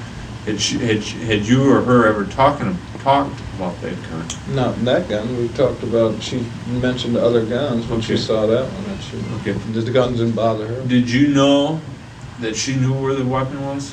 Oh, sure. Okay. I don't think there's anything in there that she didn't know what Okay, was on. were there any times that you would take the gun out and clean it, or No. or load it and just see if No, everything it was? was, the last time I operable? used it, I brought it back, sprayed it with oil and put it away. Okay. All right. I mean, that's basically what happened. Did you ever use the gun for target shooting or anything like that? Yeah. Or for hunting or anything like I've that? had it on. Yeah, just target practice. In the last Okay. fall, I think it was early last fall, I was out in the woods. Okay. Okay, so she apparently, at least you weren't really watching. Did you see her load the gun? No, Okay. I didn't see her load it. So after you hosed down, and then were you upset with her? Did you think she started the fire at that time? Yes, I was upset with her. Okay, why were you upset? Because, hey, she was crazy. I mean, you know, Well, let me ask you this: you never had any problems with her in that regard, setting fires No. or No, being none. assaultive or combative No, with you no, in a no. large sense. we'd never raised a hand at each Okay. other in the time that we'd known. each Okay, other. so There you're was out no there, reason. you're inside the house, spraying it down, the fire down, and to make sure it's Mm-hmm. extinguished. Now, Well, what you're made standing you up there, think- You're like got your back to her. No, I understand it, but what made you think she started it then? Why couldn't it have been an electrical fire or accidental fire or? I guess I mean, it had to be her. I guess. I don't think there couldn't have been anybody else in there. And well, why couldn't it have been an electric or a shortage or something, or why couldn't it have been? I guess what I'm saying is, what made you think that she did it? I mean, you didn't have any evidence to suspect that, at least at that point, did you? not really. No. Okay, so, but regardless, and I'm not criticizing you, Right. but after you extinguished it and Yeah. watered it all down, all of a sudden you were furious with her because Well, I when I guess you. saw the gas, yeah. Well, you didn't see the gas at that yet, point, right. though. I didn't see it then. Okay, you didn't see it then, but you're mad at her. I'm not even sure that there was an odor in there. Of Okay. course, now I had came from the shed. I don't know if I connected all that together or not. I Okay. might Well, have, subconsciously. Well, let me see if I got your scenario right. Okay, then you're putting the fire out, you're with the hose, Right. and your back is to her, Right. correct? Mhm. And so you really don't know what she's doing at that point, but I you're, think this is about where I asked her where the kitty was, okay, because the smoke was so dense. I mean, Okay, I mean, but you're mad at you her, could still right? see, but it was still quite thick. okay, yeah. but you're mad at her while you're holding it down. Because at least at that point, you presume that she started it, right? Okay, and then, did you turn around, did you talk to her? Yeah, that's when I saw the gun. That's when you saw the gun. And when you saw the gun, what's the first thing you thought of? Were you nervous or afraid? I went right after her. I Okay. went straight after her. At that point, did you presume the gun was unloaded? Hey, a gun is always loaded, especially a pistol. You don't always assume that it's loaded. It is loaded. Okay. Well, I don't care if it's dead empty and apart, it's still loaded. Okay, but you had indicated to me that. I was concerned about that. Okay, I'm just trying to find out, you know. Now more questions we ask, what happens is we're narrowing it, things right. down to detail, okay? But the gun is always unloaded in the home, right? Yeah. Okay. And when Not always, because it was loaded during the winter. Sometimes I keep it loaded because you don't know who's coming in, and there's not that many people up there. Are you afraid of people coming in? No. Okay, because Not you had really. told us Not when we were really. out there that you don't lock the place. Well, I don't. I try. I try not to. That's one thing I've always hated was kind of fences and locks. I just don't like them. You don't I like don't know if fences that or makes- locks, but you have a gun there. Well, I figure that if somebody's dumb enough to break into someplace, they should. Well, it wouldn't take much to break into your house, so would it? No, it sure wouldn't. Okay. I know that the laws read a little different when Okay. they pertain to that. I guess the question I had, that's when you went after her to get her to drop the gun or give you the gun? Did you tell her to give you the gun?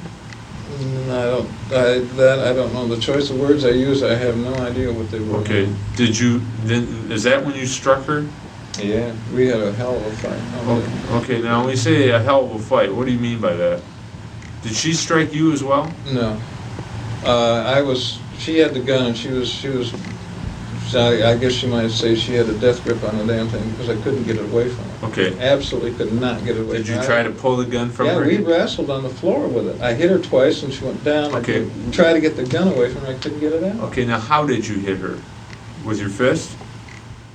I think once I might even have kicked her. Okay. I think maybe because, Do you know what part of her body you kicked? yeah, it was right here, I think. This is what I Right think across that's the when I got nose? the nose. Okay. I think, I'm not Okay. sure. And I gave her a shot. you With a know. closed fist? Yeah, you're damn right. I was trying to knock her out. Are you right-handed or I'm left-handed? right-handed. Is she right-handed or She's left-handed? left-handed. She's left-handed. Okay. No, honestly, I'm ashamed of it, but I tried to knock her out. Well, I understand that, and we understand why. Okay, well, like I said, we're trying to detail some of this, so we got an idea.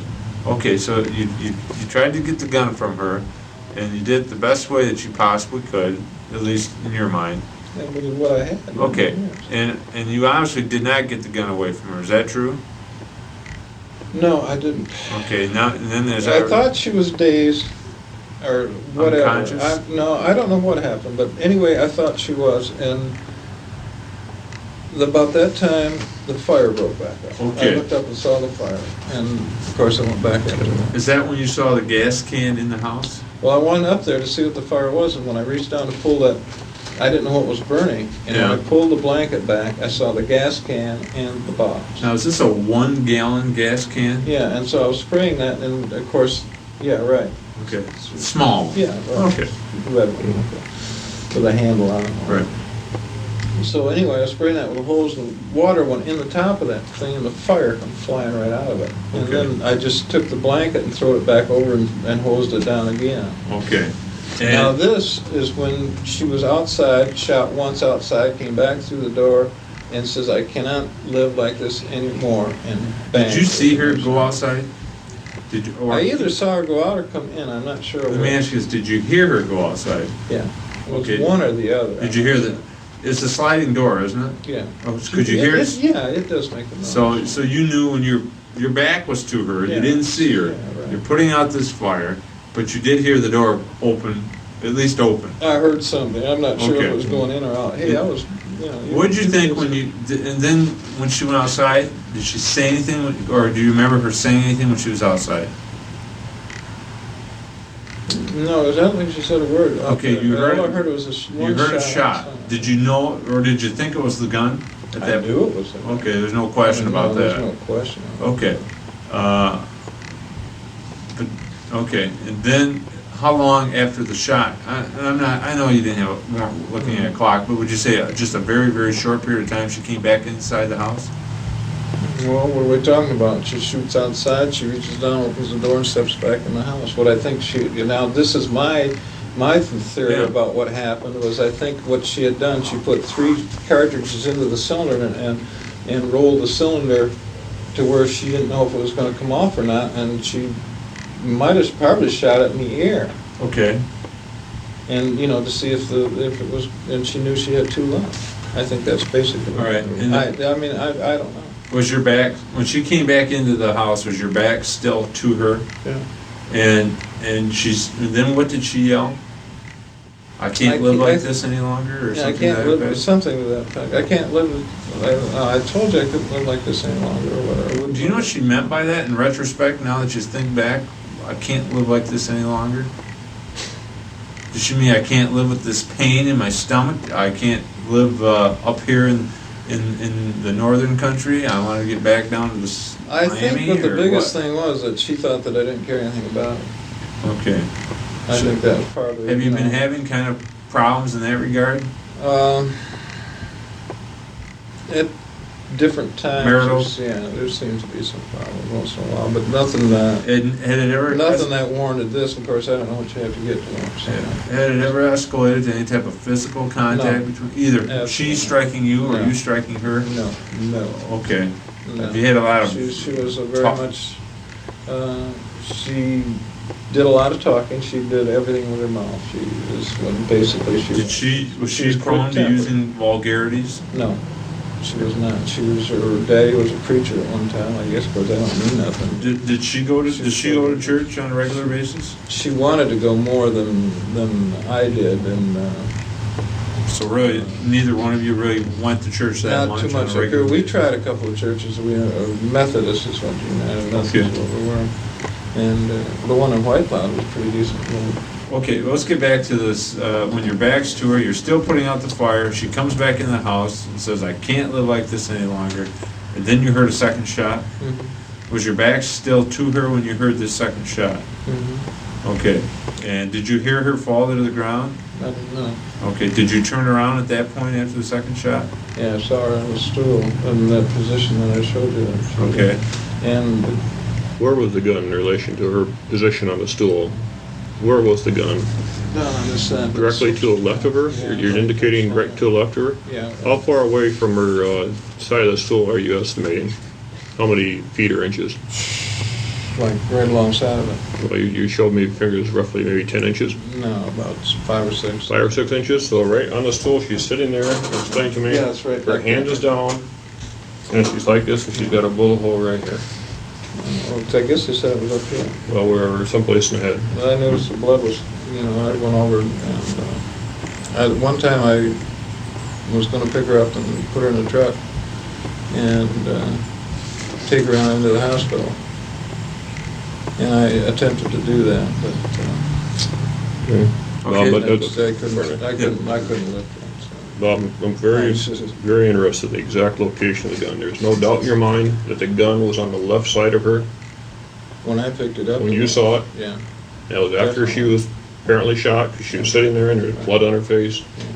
And it's to her left, which would Well, be, okay, like this is the slider here. she's facing This the back is of the room. stationary, that's the slider over there, the stool was here. She was sitting like this and the gun was right here. Okay, so her back would be in the same direction as the sliding door then. Right. But she's off to the side of the sliding She's door. facing back So towards she's facing directly back towards the bathroom, or bedroom back there, which is on fire.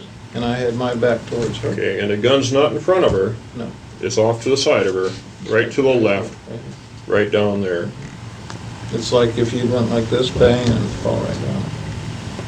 Okay. I guess. Is that what you believe happened? Is that, That's what I know that happened. when I indicated, you showed me on your face where Well, you felt she got shot. Yeah, I believe, I don't know. Of course, I didn't see it happen, but I'm sure that's what happened because we were the only two people in there. Okay. And that had to happen. Okay. Now, after you looked and you saw obviously it was a serious situation. She'd just been shot in the head. That's pretty obvious, right? Yeah, right. To you. What'd you first do? I know you said I you. needed help. Okay, so you called your neighbor. Yeah.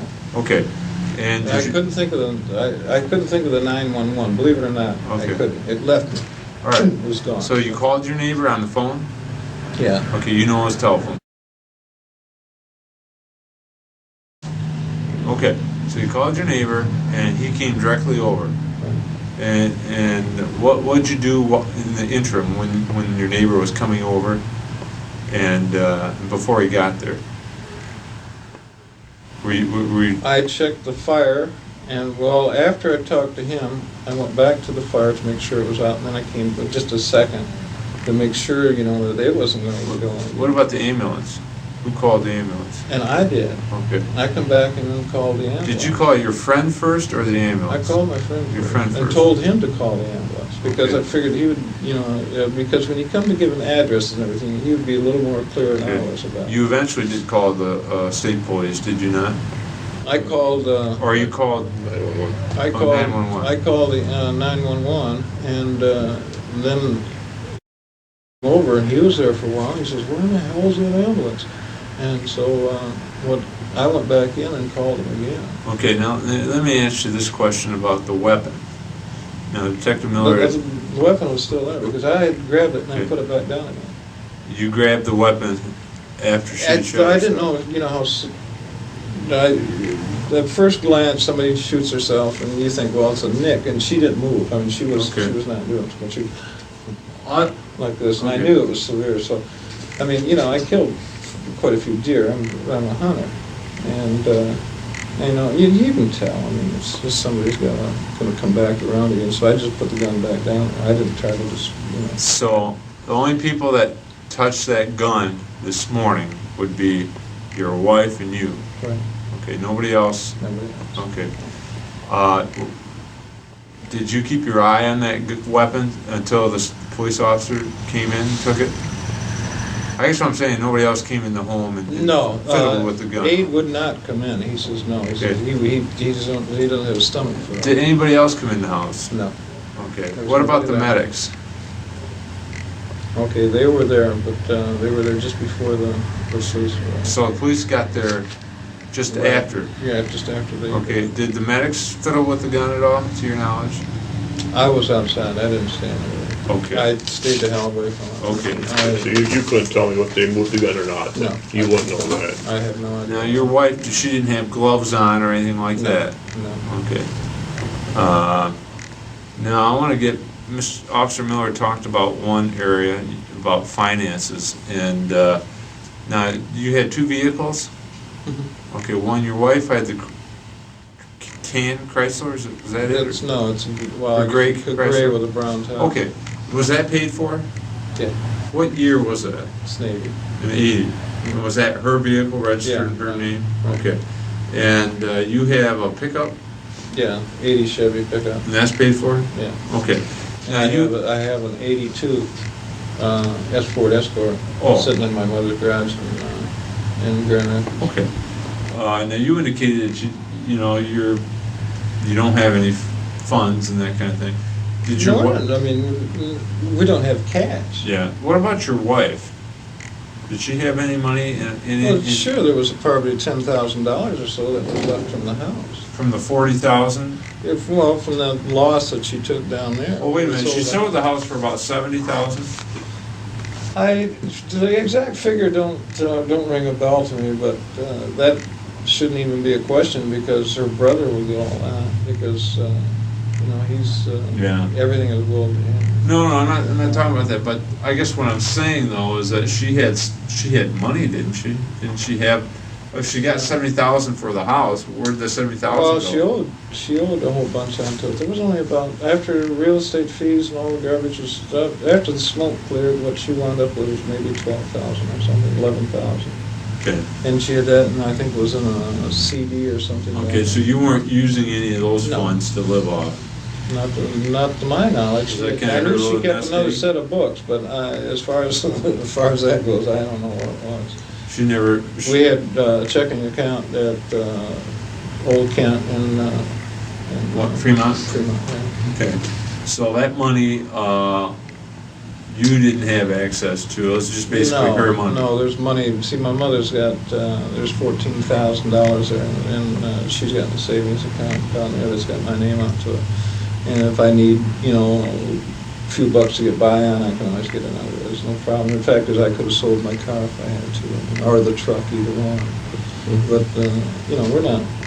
we're not rich, I mean, but still, there's no big problem. Okay, then you told Officer Reed arrived with another state trooper, I guess, is that true? No, he came along. He came along? Yeah. Okay. And, I came in with him and made a statement. okay, you haven't been to the hospital yet, have you?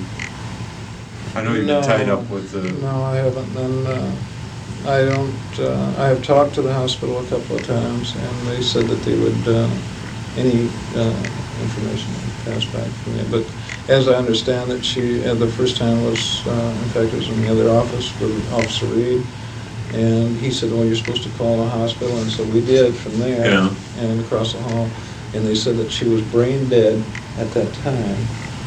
And this was earlier this morning, soon after they got her in there. And they were wanting to know about organ parts, transplant organs. No, I can't go along with that. I mean, I'm sorry, it's... Oh, it's just a personal decision that's to be made. It's nothing really has anything to do with this, so don't. Bob, is there any kind of life insurance either for you or your wife? No. No insurance? No insurance. Okay. No. We had talked about it, but it was too expensive. It was just the two of us. We really had it made. Well, Bob, it's no doubt in my mind that this morning your wife set fire to your house. There's no doubt in my mind. You did, you went out that morning, took care of the garbage, you come back home, and your wife is trying to burn your house down. I know that. I've got no reason to doubt that at all. And I think it's quite possible that maybe your wife got the pistol out, and she was bizarre, and she's acting really out of it. And I think you had a fight with her, and I think you had to fight about the gun, and she's trying to burn the house down.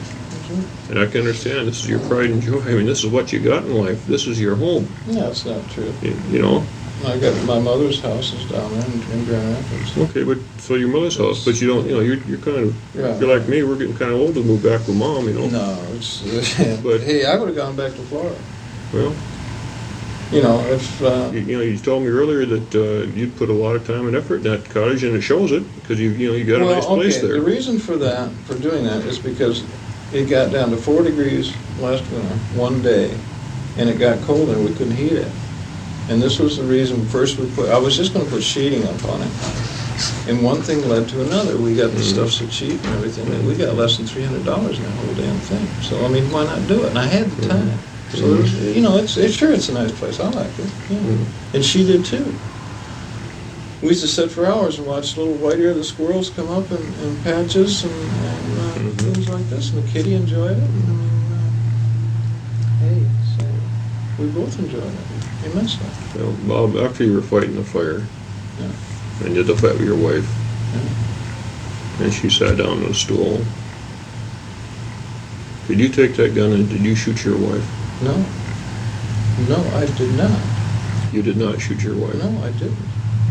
It's like I said, I could understand you if you were to tell me that's not what happened, you don't understand, this is what took place, I could understand it, because number one, you're fighting a fire, and she's trying to burn the place down.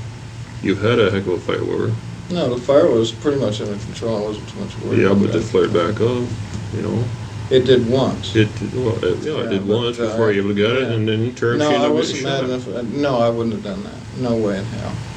You would not have shot your wife No. in those circumstances? No. Even when you're... No. No way. No way in hell would I ever done that. Is there any way you can think of that you could persuade me without any doubt in my mind that that's the truth and you did not shoot your wife? I'm not saying you're... I thought that you were pretty much convinced about it because I didn't do it. There's no way. I didn't take the gun outside and shoot him. She's the one that took the gun outside and shot him. She's the one that came back in and shot. Bang, like that to his head. I didn't see that, but this is what Yeah. I assume that happened because the circumstances and everything lead to that. You know, if she had taken a gun and she had threatened you with it and you had to fight and and she went outside and shot, I could understand you. I mean, I tried to get the gun away from her. This I was can the understand first it. time when I'm not saying you're a cold-hearted person and you went out and you wanted to shoot your wife. I'm not saying that. But during the fight and the struggle and fight the fire, I want to be absolutely certain. Did you lose your temper and did you shoot your wife? No, I did not lose my temper. I never lost my temper through the whole thing. Except maybe when I saw the fire. That would have been the first time, yeah. But I was too busy after that. I had things back under control until she shot herself, and that was beyond me. I couldn't, what am I supposed to do about that? There's nothing I could do about it. I'm up here working in the fire, and she's down here shooting herself. I'm surprised that she didn't shoot at me. I would have to agree with you. I'm surprised too.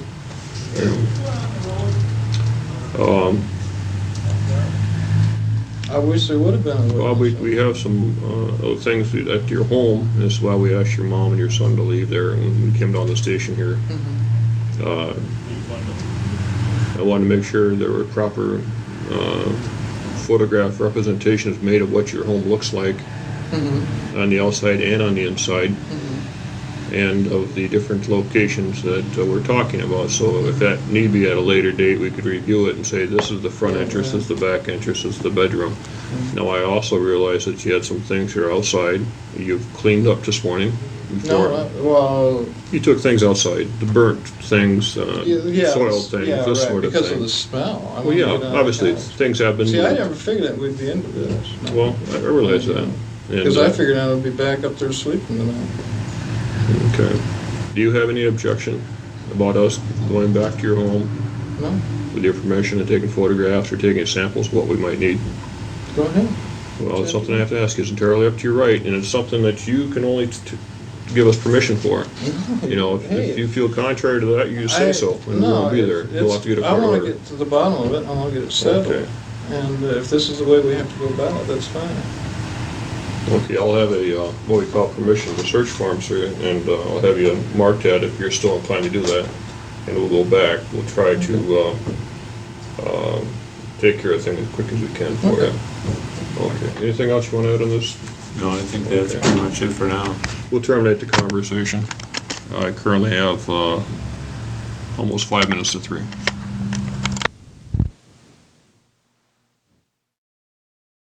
If you want to contact me with a question about this case or anything really, a thought, a tip, horoscope reading, a recipe, whatever, my email is deckerjenny@gmail.com. That's Jenny with an I and one N.